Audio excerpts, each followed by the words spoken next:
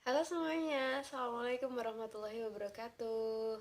Apa kabarnya hari ini? Semoga semuanya tetap sehat ya.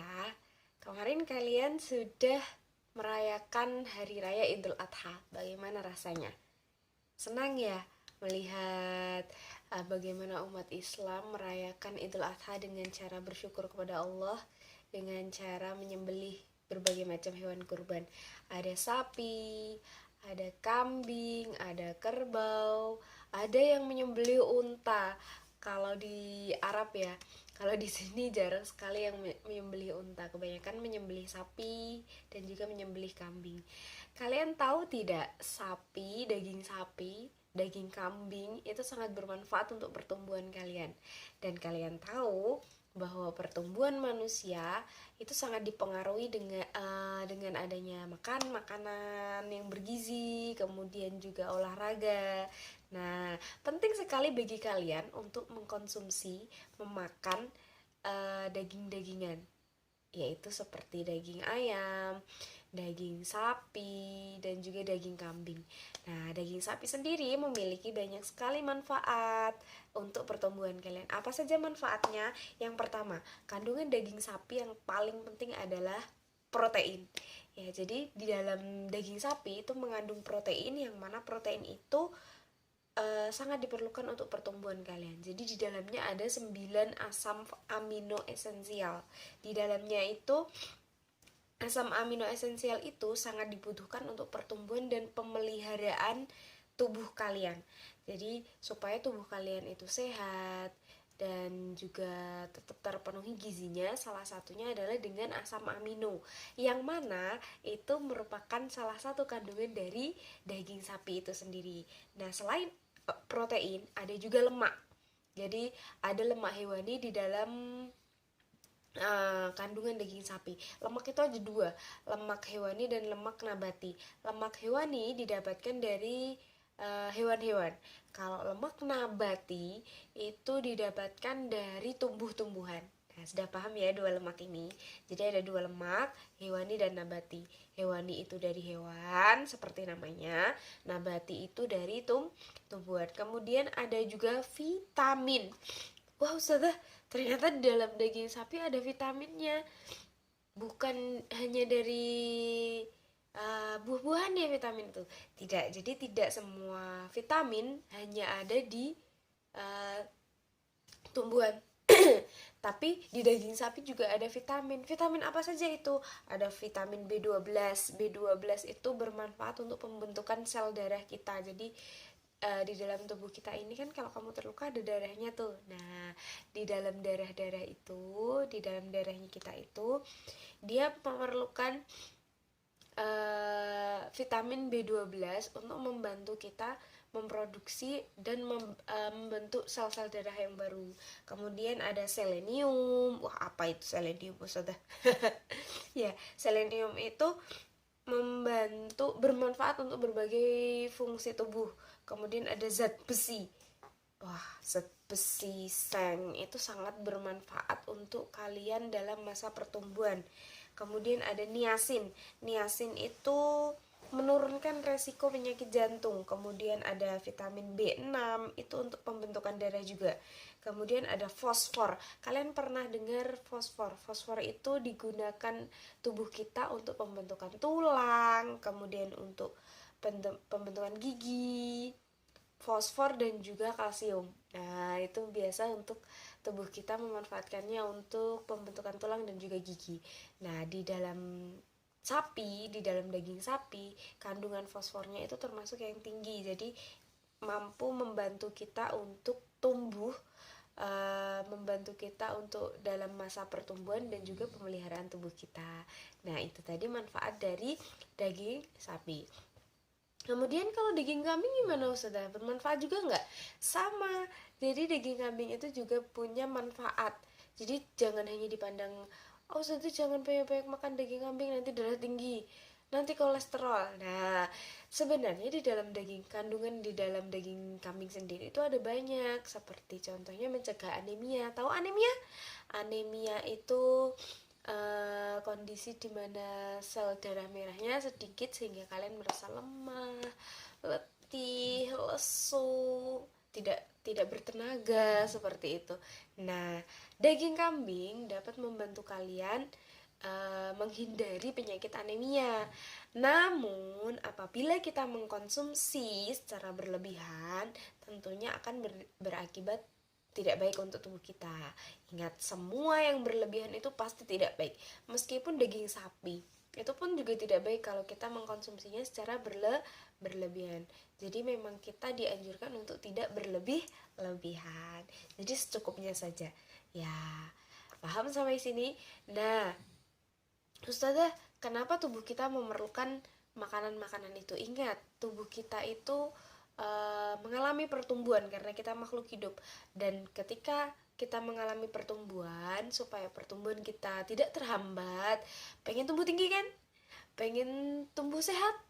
Ya, pengen tulangnya sehat, pengen tulangnya kokoh, pengen matanya sehat, pengen tetap cerdas. Nah, supaya itu dapat kalian peroleh kecerdasan, kesehatan tubuh, kalian memerlukan makan makanan yang bergizi. Nah, kalian tahu makanan bergizi apa saja yang dianjurkan pemerintah untuk kalian konsumsi? Pernah dengar 4 sehat 5 sempurna? Nah, 4 sehat 5 sempurna itu merupakan anjuran makanan yang bisa kalian makan setiap hari.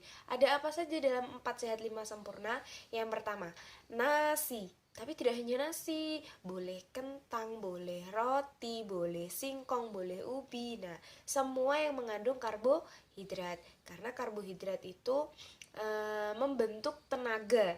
Nah, jadi karbohidrat. Yang pertama adalah karbohidrat. Yang kedua, lauk pauk, ada tempe, ada ikan, ada daging, macam-macam, ya kan? Ada telur. Nah, ini yang mengandung protein. Nah, lauk pauknya ada proteinnya. Jadi karbohidratnya ada, proteinnya ada. Kemudian yang ketiga apa, Ustazah? Sayur mayur itu seperti bayam, ada sawi, ada kol, ada gubis, macam-macam sekali. Yang mana di dalamnya terdapat vitamin, mineral, dan juga serat ini membantu kita untuk mencerna makanan.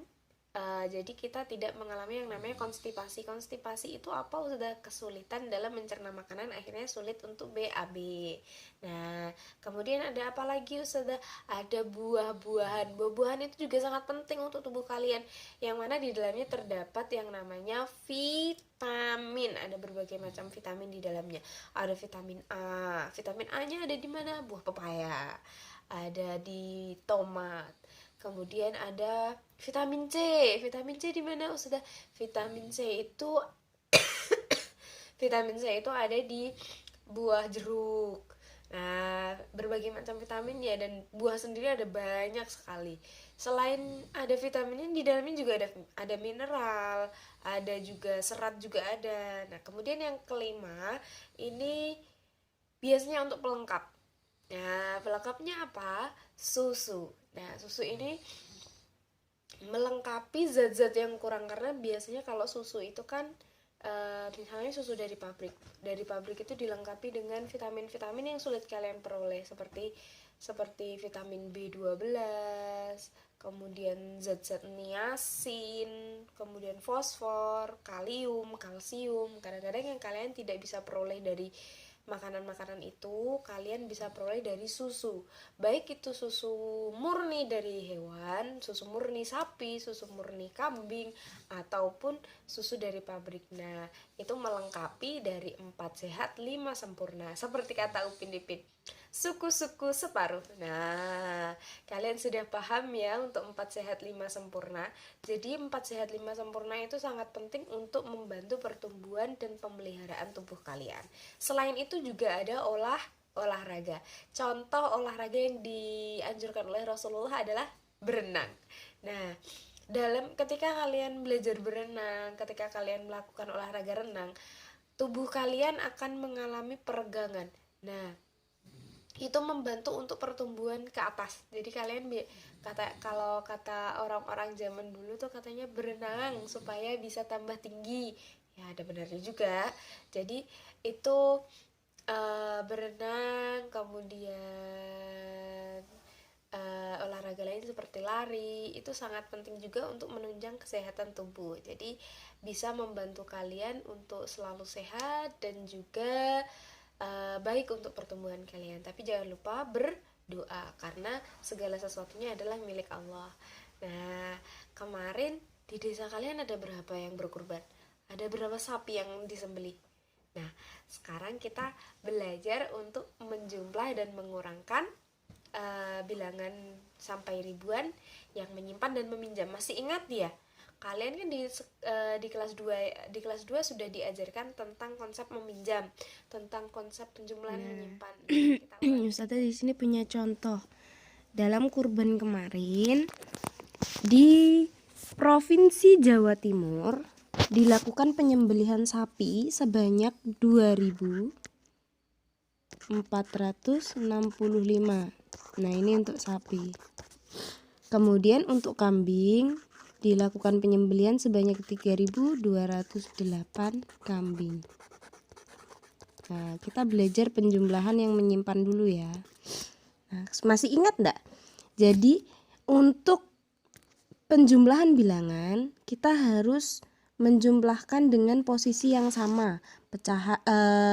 Satuan kita jumlahkan dengan satuan, puluhan dengan puluhan, ratusan dengan ratusan, ribuan dan dengan ribuan. Jadi tidak boleh ya kalau misalnya satuan dijumlahkan dengan puluhan, akhirnya nanti geser. Jadi semuanya harus sama. Satuan kita jumlahkan dengan satuan. 5 kita jumlah dengan 8 berapa? 5 tambah 8, 5 ditambah 8 adalah 13. Yang kita tulis ada ekornya. Ekornya saja ya. Jadi yang depannya kita simpan dulu. 3. Nah, kita masih punya depannya. Simpannya di mana, Ustazah? Simpan di depannya, di atas. Nah, kemudian ikutkan untuk menjumlahkan. Jadi 1 ditambah 6 berapa? 7 ditambah 0, 7. Gini ya. 4 ditambah 2, 6. Kemudian 2 ditambah 3, 5. Jadi di daerah Jawa Timur total penyembelihannya ada 5.673. Nah, coba sekali lagi. Nah, di Jawa Tengah ada penyembelihan sapi 4.729 ekor. Ini untuk sapi. Kemudian kambingnya 2.863 kambing. Wah, banyak sekali Ustazah. Ini kalau dijadikan satu lapangan penuh lapangannya. Gak muat ya. Ya, jadi kita luruskan semuanya. Nih, satuan dengan satuan, puluhan dengan puluhan gitu ya. 9 ditambah 3, 9 tambah 3 berapa? 12. Ingat, yang kita tulis adalah hanya ekornya saja. Yang kita tulis di bawah berapa berarti? 2. Kemudian yang ini disimpan di atasnya. 1 tambah 2, 3 ditambah 6, 9. Kemudian 7 tambah 8, berapa? 7 tambah 8 berapa? 15. Yang kita tulis hanya ekornya. Nah, 5. Yang satu ditaruh mana Ustazah? Taruh atas bagian depannya. 1 tambah 4, 5 tambah 2, 7. Ustazah, kalau depannya sudah tidak ada. Kalau depannya sudah tidak ada baru boleh ditulis semua. Kalau depannya masih ada bilangan yang harus dijumlahkan berarti harus disimpan dulu. Berarti Jawa Tengah melakukan penyembelihan sapi dengan kambing sebanyak 7.592. Nah, coba kita bandingkan. Di Jawa Timur,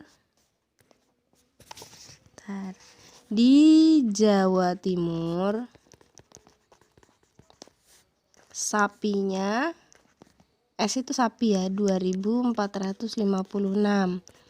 Kambingnya 3.208. Totalnya 5.673. Kalau di Jawa Tengah Jawa Tengah sapinya 4.729, kambingnya 2.863, totalnya 7.592. Sekarang kalau Ustazah tanya, daerah mana yang melakukan penyembelihan lebih banyak? Jawa Timur apa Jawa Tengah? Ya, jawabannya adalah Jawa Tengah. Mana yang melakukan penyembelihan kambing paling banyak? Ya, Jawa Timur. Kalau melakukan penyembelihan sapi paling banyak? Jawa Tengah. Sampai sini paham untuk penjumlahan menyimpan? Nah, sekarang kita akan belajar tentang pengurangannya. Masih ingat pengurangan dengan sistem meminjam? Pinjam saudaranya dulu, pinjam bagian depan. Ya, coba kita belajar dulu. Kita ingat lagi.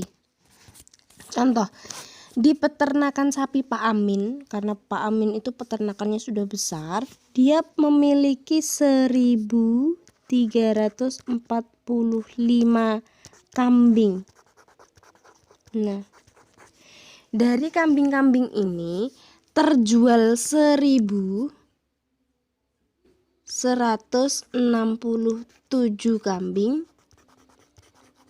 untuk kurban. Wow, banyak sekali ya, Masya Allah. Antusias sekali ini masyarakat untuk berkurban. Nah, bagaimana ini cara mengurangkannya, Ustazah? Oh maaf, dikurangi, bukan ditambah. Nah, gimana Ustazah menguranginya? Kan terjual, berarti kan berkurang ya. Nah, 5 kita kurangi 7. Bisa nggak 5 kurangi 7? Nggak bisa ya.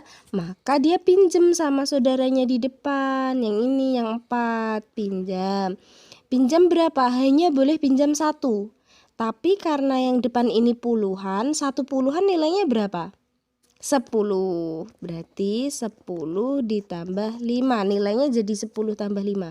4 ini tadi kan 40. 4 ini kan 40. Dipinjam 10 tinggal berapa? 30. Tinggal 3 ya. 10 tambah 5, 15. Berapa 15 kurangi 7? 8. Nah, sekarang yang ini 3 kurangi 6, puluhannya ya. 3 kurangi 6, bisa nggak?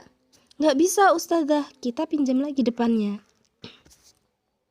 Kita pinjam berapa? 1 lagi. 1 kita letakkan di depan. Sama prinsipnya dengan yang bagian belakang. Yang ini sama.